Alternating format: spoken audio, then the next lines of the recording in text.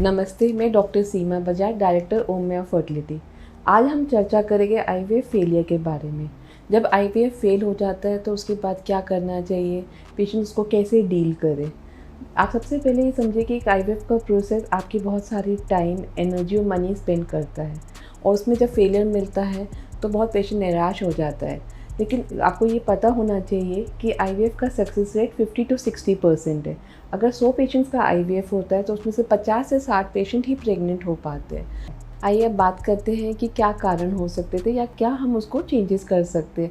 तो एज अगर आपकी ज़्यादा है और एक्स का नंबर कम है तो आप पूलिंग साइकिल पे जा सकते हैं। पूलिंग साइकिल में क्या होगा कि आप एक बार स्टिमुलेशन लेंगे और आपके एम्ब्रियोज को स्टोर किया जाता है और फिर दूसरी साइकिल फिर को स्टिमुलेट करके एम्ब्रियोज बनाए जाते हैं और उनको स्टोर करके फिर इन एम्ब्रियोज को ट्रांसफ़र किया जाता है।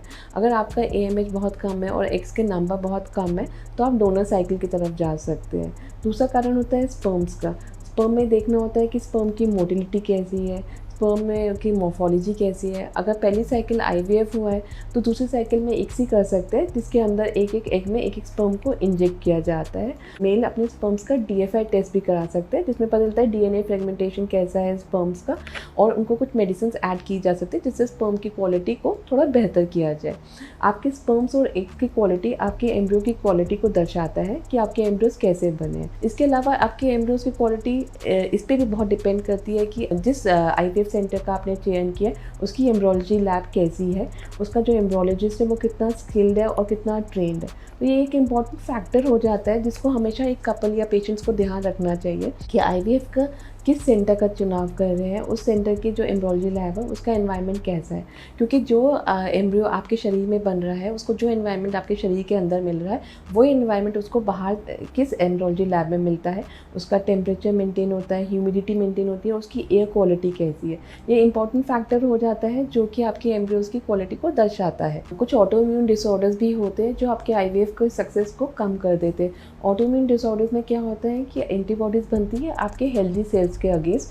तो कई पेशेंट्स को पता ही नहीं होता कि उनको कुछ ऑटोइम्यून डिसऑर्डर्स है, और जब प्रेगनेंसी फेल हो जाती है या प्रेगनेंसी नहीं हो रही थी और जो टेस्टिंग के दौरान उन्हें पता चलता है, तो अगर आपको ऐसा कोई डिसऑर्डर्स है तो उनको पहले आप उसकी मेडिसिन या उसका करेक्टिव ट्रीटमेंट लेना बहुत ज़रूरी हो जाता है।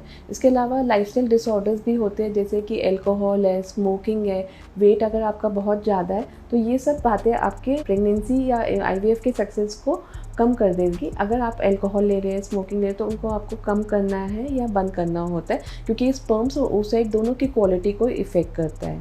इसके अलावा अगर क्रोमोसोमल डिसऑर्डर्स होते हैं, अगर आपके रिकरेंट IVF फेलियर्स है या इम्प्लांटेशन है फेलियर्स है या मिसकैरेजेस है, तो उसका एक कारण आपके क्रोमोसोमल अबनॉर्मलिटीज़ भी हो सकता है।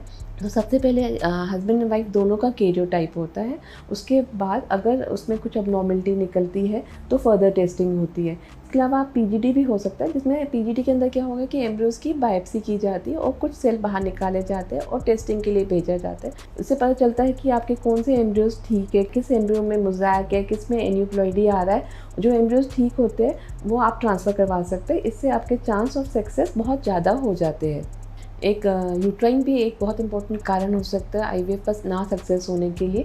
अगर आपके यूट्रस में कोई पॉलिप है या एशरमैन सिंड्रोम है तो उससे इंपॉर्टेंट होगा कि हिस्ट्रोस्कोपी की जाए, जिससे आपके यूट्रस की कैविटी पता चलती है। और अगर उसमें कोई सर्जरी करनी है, जैसे पॉलिपेक्टमी करनी है या एशरमैन क्या होगा कि आपके बहुत सारा जाला टाइप बन जाता है यूट्राइन कैविटी में, उसको रिमूव करना हो, तो ये करेक्टिव सर्जरी आप अपने डॉक्टर से डिस्कस कर सकते हैं before going for next IVF cycle. तो जब भी आप प्लान करें तो आपको इस बातों का कुछ ध्यान रखना चाहिए।